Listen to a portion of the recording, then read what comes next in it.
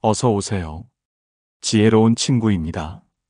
오늘은 정말 중요한 이야기를 해보려고 합니다. 누구나 한 번쯤은 겪을 수 있는 일입니다. 이제 5, 60대 이상이신 분들이라면 어느 날 아침 부모님 방문을 열고 들어갔을 때 돌아가셨으면 어떻게 해야 하는지 한 번쯤 걱정해 보셨을 거라 생각합니다. 만약 여러분이라면 어떻게 대처하시겠습니까? 119에 전화를 해야 할지, 112에 전화해야 할지, 아니면 가족들에게 먼저 전화를 해야 할지 판단이 서질 않고 많이 당황스러우실 겁니다. 생각하기도 싫지만 바로 이런 상황이 60세가 넘으면 언제든 일어날 수 있는 현실인데요. 통계청 자료에 따르면 우리나라에서 집에서 돌아가시는 분들이 전체 사망자의 15% 정도로 2023년 기준 1년에 약 5만 5천 명이 집에서 인생의 마지막을 맞이하게 됩니다. 그런데 문제는 대부분의 사람들이 이런 상황에서 어떻게 대처해야 할지 전혀 모른다는 것인데요. 얼마 전에 60대 중반에 어떤 분이 눈물을 흘리며 이런 말씀을 하셨습니다. 정말 아무것도 몰랐어요.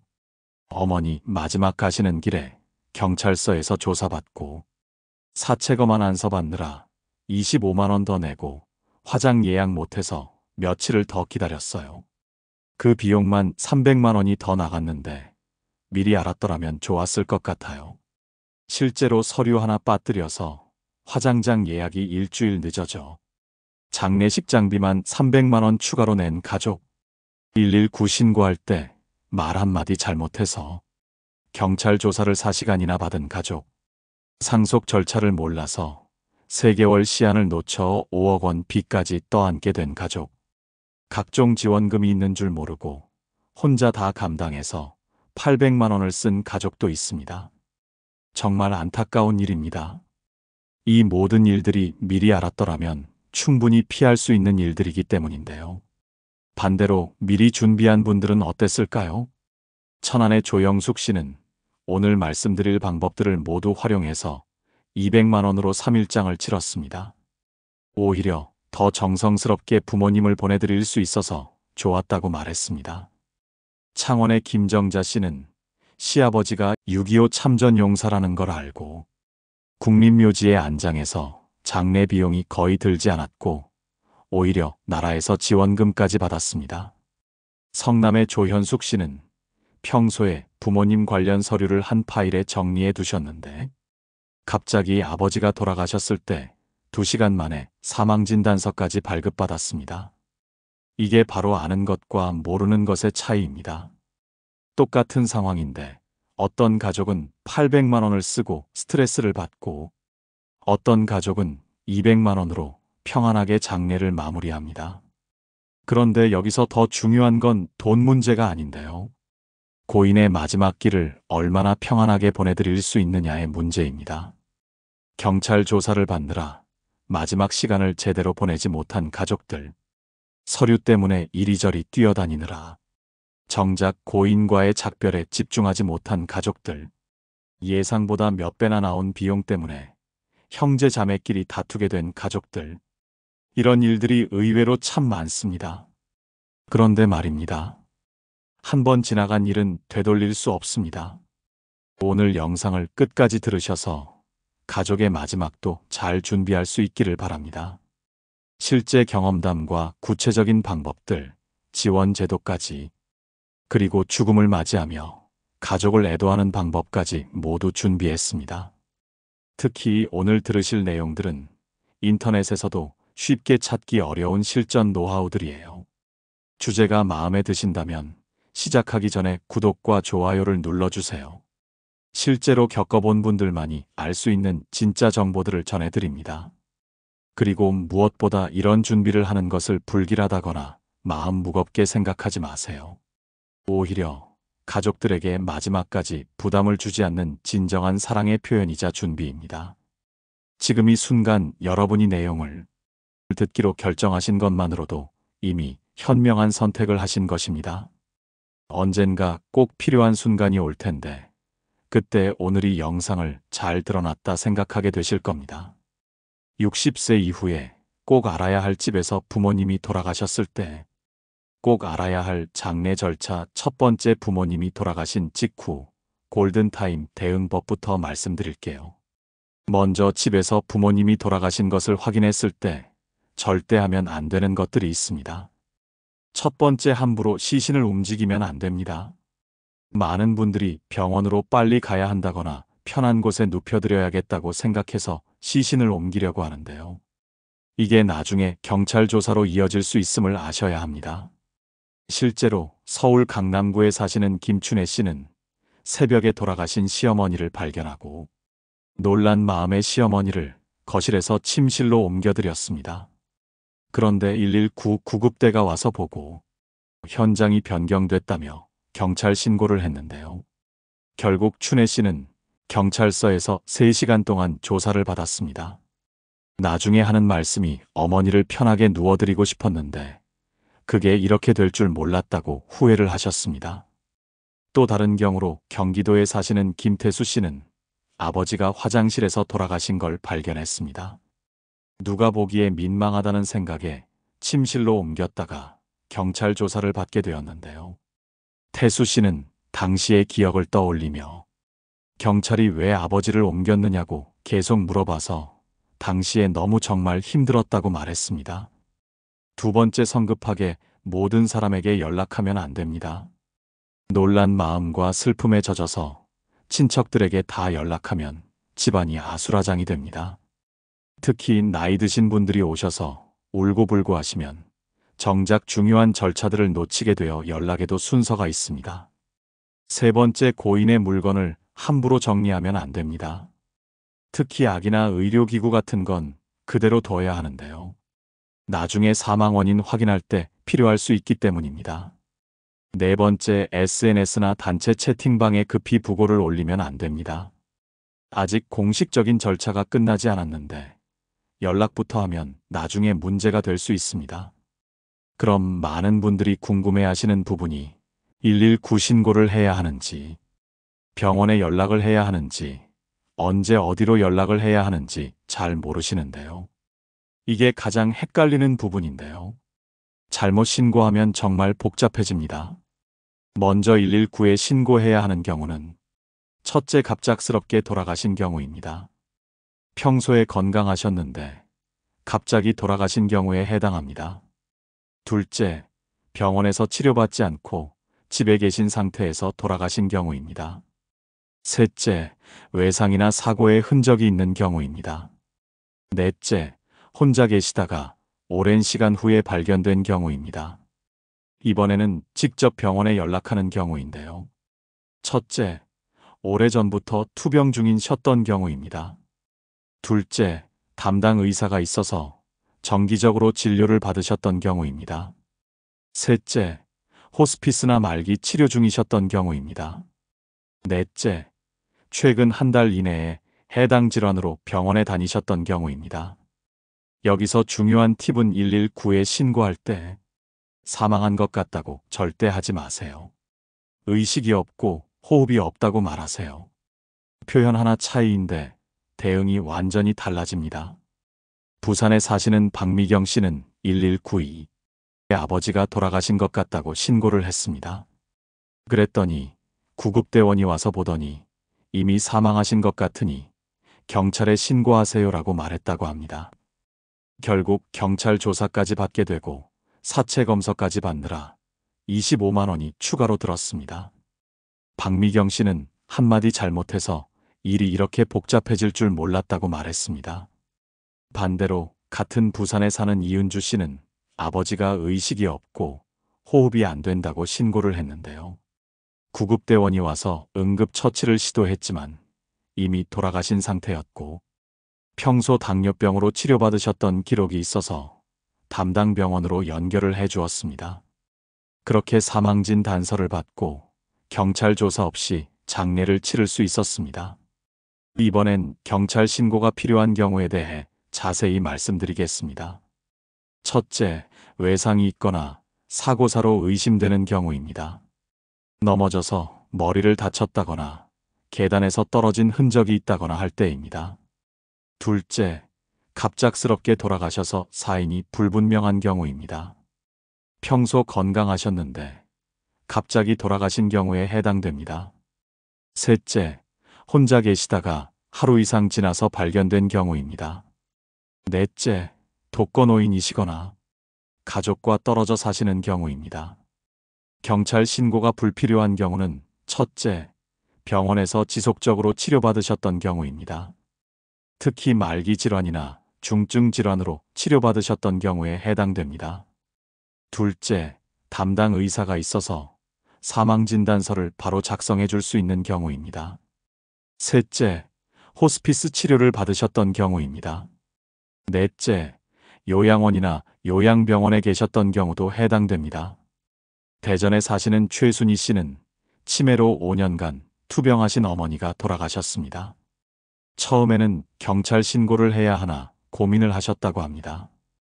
하지만 담당 의사 선생님이 오랫동안 치료해 왔으니 사망진 단서를 써드릴 수 있다고 해서 경찰 조사 없이 처리할 수 있었습니다. 다음으로는 시신을 이동하기 전에 반드시 준비해야 할 것들이 있습니다. 이걸 미리 준비해 두지 않으면 정말 큰일 나는데요. 첫째, 신분증입니다. 고인과 신고자 모두 필요합니다. 고인의 신분증이 어디 있는지 미리 알아두세요. 둘째, 가족관계 증명서입니다. 온라인으로도 발급받을 수 있습니다. 셋째, 주민등록입니다. 넷째, 병원 진료 기록이 있다면 가져가세요. 처방전이나 진료비 영수증도 도움이 됩니다. 다섯째, 보험 증서도 챙기세요. 생명보험이나 상해보험이 있다면 나중에 보험금 청구할 때 필요합니다. 여섯째, 통장과 도장도 준비하세요. 장례 비용 결제할 때 필요합니다. 이런 서류가 없으면 사망진단서 발급이 지연되고 그러면 장례식장 예약부터 모든 게 꼬여버릴 수 있습니다. 인천에 사시는 이수 씨는 서류 준비를 못해서 사망진단서 발급이 하루 지연되었습니다. 그 바람에 원하던 장례식장을 예약하지 못하고 200만 원 더 비싼 곳을 이용해야 했는데요. 희수 씨는 서류 하나 때문에 이렇게 큰 돈이 날아갈 줄 몰랐다고 말씀하셨습니다. 반대로 성남에 사시는 조현숙 씨는 평소에 부모님 관련 서류를 한 파일에 정리해 두셨다고 하는데요. 갑자기 아버지가 돌아가셨을 때도 서류를 바로 챙겨서 2시간 만에 사망진단서까지 발급받을 수 있었습니다. 미리 준비해 둔 게 정말 도움이 됐다고 말했습니다. 다음으로는 가족에게 연락하는 순서도 정말 중요합니다. 잘못하면 나중에 가족 간의 감정이 상할 수 있는데요. 첫 번째로 배우자가 있다면 가장 먼저 연락하세요. 부부가 가장 우선입니다. 두 번째는 집계 가족인 자녀들입니다. 장남 차남 순서는 중요하지 않고 연락이 닿는 순서대로 하시면 됩니다. 세 번째는 형제 자매입니다. 고인의 형제 자매들에게 연락하세요. 네 번째는 사위 며느리입니다. 직접 연락하기보다는 배우자를 통해서 연락하는 게 좋습니다. 다섯 번째는 친척들입니다. 고모, 이모, 외삼촌 등에 해당됩니다. 여섯 번째는 가까운 지인들입니다. 마지막으로 직장이나 단체에 연락하면 됩니다. 여기서 중요한 점은 모든 연락을 다 하지 마세요. 처음에는 핵심 가족들에게만 연락하고 나머지는 장례 계획이 어느 정도 정해진 후에 하시는 게 좋습니다. 광주에 사시는 정태수 씨는 아버지가 돌아가셨을 때 너무 당황해서 친척들에게 다 연락했다고 하는데요. 그랬더니 30명 넘게 몰려와서 집안이 난장판이 되고 정작 중요한 결정들은 제대로 못했다고 말합니다. 차근차근 순서대로 했으면 좋았을 텐데 경황이 없었다며 후회하셨다고 합니다. 그러면 이번에는 사망신고를 72시간 내에 반드시 완료해야 하는 이유에 대해서 말씀드리겠습니다. 법적으로는 사망신고를 사망을 안 날로부터 한 개월 이내에 하면 되지만 실제로는 72시간 내에 해야 합니다. 왜냐하면 화장 허가증을 받으려면 사망신고가 완료되어야 하기 때문인데요. 요즘은 거의 99%가 화장을 하기 때문에 화장 예약이 생각보다 오래 걸립니다. 특히 수도권은 평균 5일에서 7일 정도 기다려야 해요. 그런데 사망 신고가 늦어지면 화장 허가증 발급도 늦어지고 결국 화장 예약도 더 늦어지게 됩니다. 실제 사례로 대구에 사시는 최영수 씨 가족이 사망 신고를 미뤘습니다. 어차피 한 번에 하면 되니까라고 생각하셨다고 하는데요. 그런데 화장 허가증을 받으려고 동사무소에 갔더니 사망 신고부터 하라고 말했습니다. 결국 사망 신고하고 화장 허가증 받는데 이틀이 걸렸고 화장 예약이 일주일이나 지연되어서 장례식장 사용료만 추가로 200만 원이 나왔습니다. 영수 씨는 하루 이틀 늦어도 되는 줄 알았는데 이게 이렇게 큰 문제가 될 줄 몰랐다고 말했습니다. 주말이나 공휴일에 돌아가신 경우나 동사무소 방문이 어려운 경우에 정부 24 홈페이지를 통해 온라인으로 사망 신고를 할 수 있습니다. 신고인은 배우자나 자녀, 친족 또는 동거자이어야 하며 사망 신고서를 작성하고 병원에서 발급받은 사망진단서 또는 시체검안서가 필요합니다. 그리고 신고인의 신분증을 확인하며 사망자의 신분증 반납이 이루어지게 됩니다. 여기서 사망진단서와 시체검안서의 차이점과 발급 방법을 알려드리겠습니다. 이 둘의 차이를 정확히 아시는 게 정말 중요한데요. 비용 차이가 많이 납니다. 사망진단서는 담당 의사가 있을 때 발급받는 것인데요. 평소에 치료받던 병원에서 의사가 사망 원인을 알고 있으니까 진단서를 써주는 것입니다. 비용은 보통 10,000원 정도이며 당일 발급이 가능합니다. 빠르면 1시간 이내에도 받을 수 있습니다. 시체검안서는 담당 의사가 없거나 갑작스러운 사망 시 발급받는 것인데요. 법의학과 의사나 응급실 의사가 시신을 검안해서 발급하는 것입니다. 병원마다 다르나 비용이 3만 원에서 10만 원 정도 들고 복잡한 경우 부검을 하게 되면 100만 원 이상 들게 됩니다. 발급 시간은 4시간에서 6시간 정도 소요되며 사망 시간이 불명확하거나 외부 손상 등의 특이사항이 있다면 더 길어질 수도 있습니다. 그래서 평소에 단골 병원이나 담당 의사를 만들어 두시는 게 중요합니다. 광주에 사시는 정미자 씨는 어머니가 평소에 당뇨병으로 동네 내과에 다니셨습니다. 어느 날 갑자기 돌아가셨을 때 의사 선생님이 어머님 오랫동안 치료해드렸으니 사망진 단서를 써주셨는데요. 하지만 어머니의 친구분이 돌아가셨을 때 담당 의사가 없어서 응급실에서 시체검안서를 받느라 많은 비용과 시간을 들였다고 했습니다. 그리고 요즘은 대부분 화장을 하니까 화장 허가증 발급 과정을 정확히 알아두셔야 합니다. 첫 번째 단계는 사망 신고를 완료하는 것입니다. 이게 선행되어야 합니다. 두 번째는 동사무소에서 화장 허가증을 신청하는 것입니다. 신청할 때 화장할 장소와 일시를 정해야 합니다. 세 번째는 화장을 예약하는 것인데요. 이게 가장 시간이 오래 걸립니다. 네 번째는 화장일에 허가증을 지참하는 것입니다. 여기서 가장 중요한 건 화장 예약임을 잊지 마세요.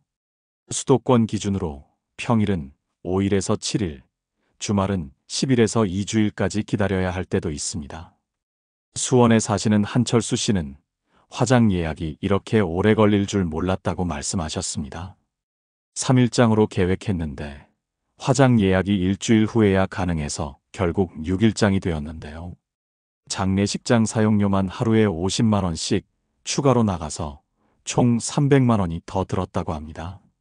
이럴 경우에 사실 장례식장 빈소는 열지 않고 안치만 이용할 수도 있습니다. 지역이나 시설마다 상이하나 안치료는 1일 10만 원 내외입니다. 화장 예약은 이하늘 장사정보 시스템 홈페이지에 접속하시면 지역별로 현재 예약 현황을 확인하고 예약 신청을 하실 수 있습니다. 가장 먼저 가능한 화장 회차를 먼저 확보하시고 3일 현재 관내 자격이 되는지 주민등록 요건을 확인하세요. 관내와 관내의 화장 비용은 10배의 차이가 있습니다. 지역에 따라 관내는 10만 원에서 15만 원, 관내는 100만 원의 화장 비용이 발생하니 이 부분도 미리 잘 챙기시면 좋겠습니다. 이어서 각종 카드와 통장, 정지, 신청 타이밍에 대해서 말씀드리겠습니다. 이것도 타이밍이 정말 중요한데요. 즉시 정지해야 할 것들부터 말씀드릴게요. 신용카드는 바로 정지하세요. 카드 고객센터에 사망 사실을 알리고 즉시 정지를 요청하세요. 최근 3개월 자동 결제 내역도 이메일이나 문자로 받아두세요. 나중에 정리할 것들도 있습니다. 은행을 방문해서 사망한 고인의 계좌 지급 정지 자동이 중단을 신청하세요. 이때 사망진단서, 신고자 신분증 가족관계 증명서가 필요합니다. 적금 통장도 마찬가지고요. 보험 계좌는 보험금 청구 절차가 끝난 후에 정리하시면 됩니다. 가장 중요한 것은 고인 명의의 계좌에서 돈을 빼면 안 됩니다. 좋은 의도라도 나중에 분쟁이 될 수 있습니다. 장례비는 유족이 먼저 결제하고 영수증을 보관하세요. 장례를 마치고 나서 금융감독원 통합조회로 남은 재산과 빚을 한 번에 확인할 수 있습니다. 그러면 이어서 장례 준비와 비용 절약 방법들도 함께 말씀드리겠습니다. 예전에는 자택에서 장례를 치르는 분들도 계셨지만 요즘은 거의 99%가 장례식장을 이용합니다. 장례식장의 장점은 첫째, 모든 편의 시설이 완비되어 있다는 점입니다. 빈소, 접객실, 주방, 화장실, 주차장까지 잘 되어 있어서 편리합니다. 둘째, 조문객을 맞이하기가 편리합니다. 음식 준비부터 접대까지 다 해주기 때문입니다. 셋째, 전문 업체 서비스를 받을 수 있는데 장례 지도사가 있어 모든 절차를 도와줍니다. 넷째, 위치가 좋습니다. 대부분 교통이 편한 곳에 있어서 조문객들이 찾아오기 쉽습니다. 장례 비용이 어느 정도 드는지도 많이 궁금하실 텐데요. 장례식 비용은 장례식장 사용료, 장례용품, 식사 및 접대비, 장지, 화장 비용 등으로 구성됩니다. 평균 1,200만 원에서 1,400만 원, 가족장은 500만 원에서 700만 원, 빈소 없이 장례만 치를 경우에 150만 원에서 300만 원 정도의 비용이 들어갑니다. 여기서 쓸데없이 부풀려진 비용 없이 장례 비용 절약하는 실전 노하우를 알려드립니다. 첫 번째, 필수만 남기고 선택은 줄이세요. 패키지로 제시된 것은 쪼개고 항목별로 비교해서 구입하세요. 관수의 영정 재단꽃, 재래실 안치 장례 도우미, 운구 버스 식대 식음료 등 필요 없는 것은 즉시 빼야 합니다. 관은 30만 원에서 50만 원짜리면 충분합니다. 요즘은 화장을 하는 것이 추세이므로 굳이 비싼 관을 쓰지 않아도 됩니다. 재단꽃 등도 선택 항목에서 개별 선택할 수 있도록 되어 꽃집에서 따로 주문하면 절약이 많이 됩니다. 수위는 20만 원 이하로 선택하셔도 됩니다. 슬픔 속에서 이런 장례 절차의 선택들이 힘드실 수도 있지만 미리 어떻게 하겠다는 것을 준비해두고 대비한다면 고인을 더 편안하게 보내드릴 수 있을 것입니다. 여러분은 국민장례지원금과 지원제도가 있다는 것 알고 계셨나요? 이런 지원제도가 있는 줄 모르시는 분들이 정말 많은데요. 꼭 알아두시면 도움이 됩니다. 국민기초생활수급자는 장제급여로 80만 원을 지원받을 수 있습니다. 동사무소에서 신청하면 되는데 많은 분들이 모르고 계십니다. 신청할 때 사망진단서와 장례비 영수증을 가져가시면 돼요. 국가보훈 대상자는 혜택이 정말 많은데요. 국립묘지 안장이 가능하고 장례 관련 절차에서 많은 도움을 받을 수 있습니다. 6.25 참전용사, 월남전 참전용사, 독립유공자 후손 등에 해당됩니다. 이에 대해서는 보훈처에 문의해 볼 수 있습니다. 직장인의 경우에는 회사에서 경조사비를 받을 수 있는데요. 회사마다 다르지만 보통 30만 원에서 100만 원 정도를 지원해 주는 경우가 많습니다.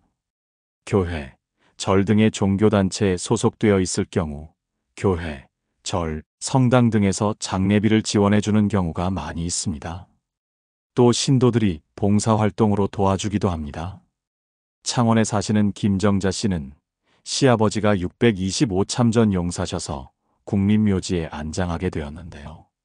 당시에 장례 비용이 거의 들지 않았다고 합니다. 또 다른 경우로 포항에 사시는 이순옥 씨는 어머니가 기초생활수급자셨는데 장제급여 80만 원을 받아서 장례 비용에 큰 도움이 되었다고 합니다. 몰랐으면 그냥 넘어갈 뻔했는데 동사무소에서 알려줘서 받을 수 있었다고 말씀하셨습니다. 사실 장례를 마친 후에도 해야 할 일들이 정말 많습니다. 꼭 챙겨야 할 일들까지 말씀드릴게요. 잘 메모해 두시기를 바랍니다. 고인의 은행 업무 처리에 대해서 많이 궁금하실 텐데요. 은행마다 절차가 조금씩 다르니까 미리 알아두시는 게 좋습니다. 첫째, 계좌 지급 정지 신청을 해야 합니다. 고인명의 모든 계좌에서 돈이 빠져나가지 않도록 즉시 막는 것입니다. 은행의 사망진단서와 신고자 신분증을 가지고 가시면 당일 처리가 가능합니다. 둘째, 잔액 확인 및 명세서 발급을 받아야 합니다. 각 계좌별로 정확한 잔액이 얼마인지 확인하고 최근 몇 개월간 거래 내역도 출력해서 받아두세요.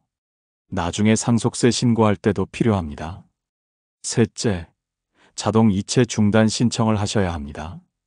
공과금, 보험료, 통신비 등 자동 이체를 그대로 두면 계속 빠져나가게 됩니다. 모든 자동 이체 목록을 확인해서 필요한 것만 남기고 나머지는 중단하세요. 넷째, 대출 잔액과 보증 여부를 확인하세요.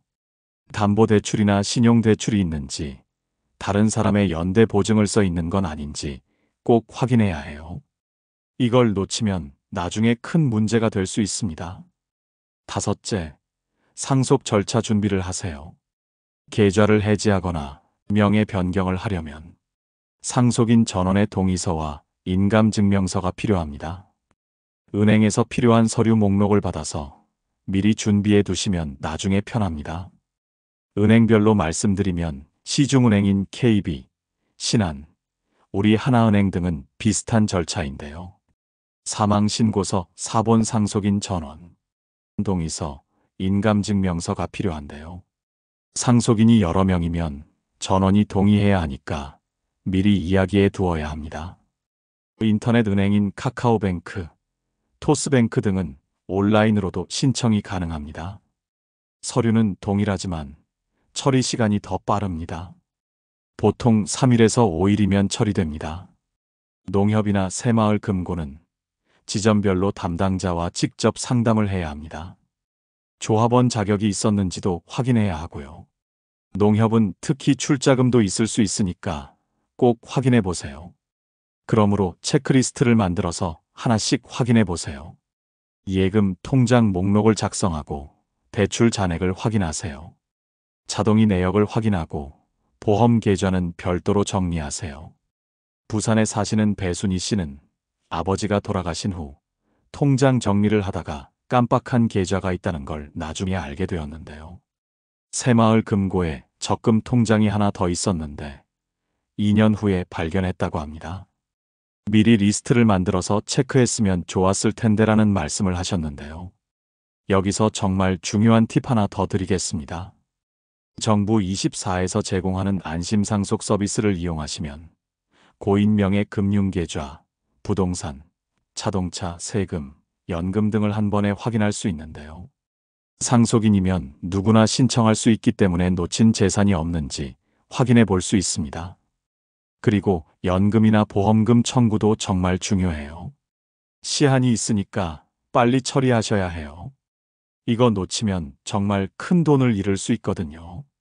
국민연금을 받고 계셨다면 유족연금을 신청할 수 있습니다. 19일로부터 역산하여 최근 5년 이내에 급여분을 지급받을 수 있고 국민연금공단을 직접 방문하거나 온라인으로 신청할 수 있는데요. 배우자나 자녀가 받을 수 있는데 해당 조건이 있으니까 미리 확인해 보시기를 추천드립니다. 그 외에도 공무원 연금이나 사학연금은 각 기관별로 문의하셔야 하는데요.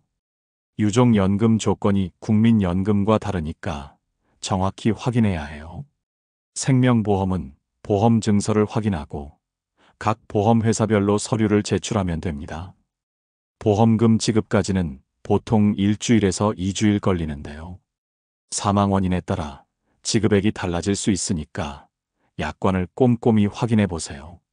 실손 의료보험도 챙겨야 하죠. 마지막 입원이나 치료비를 청구할 수 있습니다. 영수증 보관이 정말 중요하니까 버리지 마세요. 울산에 사시는 배순희 씨는 아버지가 돌아가신 후 국민연금 유족연금 신청을 깜빡했습니다. 2년 후에 알게 되어서 그 기간 동안에 연금을 못 받게 되었는데요.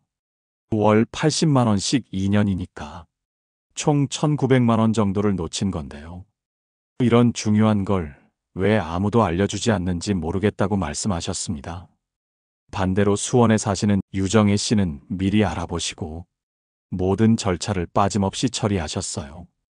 국민연금, 유족연금, 생명보험금, 실손보험금까지 다 받아서 총 3천만 원 정도를 받으셨다고 하는데요. 미리 준비한 게 정말 도움됐다고 말씀하셨습니다. 그런데 여기서 가장 중요한 게 상속 문제인데요. 이건 정말 중요한 결정입니다.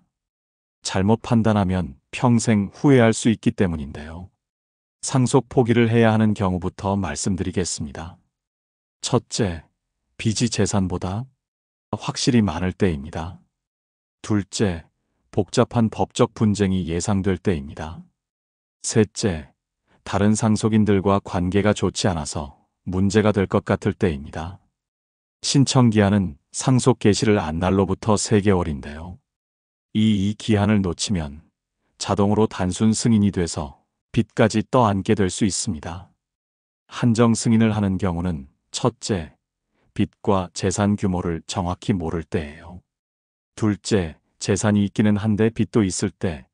셋째, 사업을 하셨는데 상황을 정확히 파악하기 어려울 때예요. 한정 승인을 하면 상속받은 재산 범위 내에서만 빚을 갚으면 되거든요. 역시 3개월 이내에 신청해야 해요. 실제 사례로 제주도에 사시는 한미래 씨 가족은 아버지가 건설업을 하셨는데요. 겉으로는 잘 사는 것 같았지만 실제로는 빚이 10억이나 있었습니다. 집과 산과 건물이 있어서 재산도 있었지만 빚이 더 많았는데요. 다행히 한정 승인을 해서 집만은 지킬 수 있었습니다. 미래 씨는 아버지가 빚이 이렇게 많은 줄 몰랐는데 한정 승인 덕분에 집까지 날릴 뻔한 걸 막았다고 말했습니다. 반대로 안타까운 경우도 있는데요. 춘천에 사시는 박선영 씨는 아버지가 돌아가신 후 3개월 기한을 놓쳤습니다. 아버지가 사업 실패로 2억 원의 빚이 있었는데 자동으로 단순 승인이 되어서 그 빚을 다 떠안게 된 것인데요. 3개월이라는 기한을 몰랐다면서 큰 한숨을 쉬셨습니다. 어떠신가요? 한 분의 고인을 보내드리는 일도 죽음을 준비하는 일도 결코 쉽지 않은데요. 대부분의 사람들이 이런 상황이 되어서야 허둥지둥 알아보게 됩니다. 여러분은 오늘 영상을 들으면서 미리 준비할 수 있게 되셨는데요. 마지막으로 정말 중요한 준비 하나만 더 말씀드리려고 합니다. 중요한 서류들을 미리 한 곳에 정리해서 보관해 두세요. 서류 정리함을 하나 준비하세요. 여기에는 고인과 가족들의 신분증 사본, 가족관계 증명서, 주민등록, 보험증서, 통장 사본, 병원 진료 기록을 넣어두세요. 그리고 각 금융기관 담당자 연락처, 보험회사 연락처, 단골병원 연락처도 함께 적어서 넣어두시고요. 특히 중요한 건 가족들이 모두 이 서류함이 어디 있는지 알 수 있도록 해두는 겁니다. 갑작스러운 상황에서 서류를 찾느라 헤매면 정말 힘들거든요. 그리고 통장 비밀번호나 각종 계정 정보들도 따로 메모해서 보관해 두세요. 물론 보안에 주의하면서 말이에요. 가족들만 알 수 있는 곳에 안전하게 보관하시면 됩니다. 이런 준비가 되어 있으면 갑작스러운 상황에서도 가족들이 당황하지 않고 차근차근 처리할 수 있는데요. 이런 준비를 하는 것이 불길하다고 생각하지 마세요. 오히려 가족들에게 마지막까지 부담을 주지 않는 사랑의 표현이 될 수 있습니다. 실제로 미리 준비하신 분들의 이야기를 들어보면 정말 도움이 많이 됐다고 하시는데요. 당황하지 않고 차분하게 처리할 수 있었고 불필요한 비용도 절약할 수 있었다고 합니다. 누구나 언젠가는 필요한 순간이 오게 됩니다. 그때 오늘 이 내용을 들은 것이 정말 다행이다. 도움이 됐다는 생각이 드실 텐데요. 오늘 지혜로운 친구 영상의 내용이 도움이 되셨다면 주변의 소중한 지인에게도 꼭 공유해 주세요. 그리고 구독과 좋아요로 응원해 주세요. 좋은 콘텐츠로 보답하겠습니다. 여러분의 가족이 평안하시고 언제나 건강하시길 바라면서 오늘 영상은 여기서 마치겠습니다. 고맙습니다.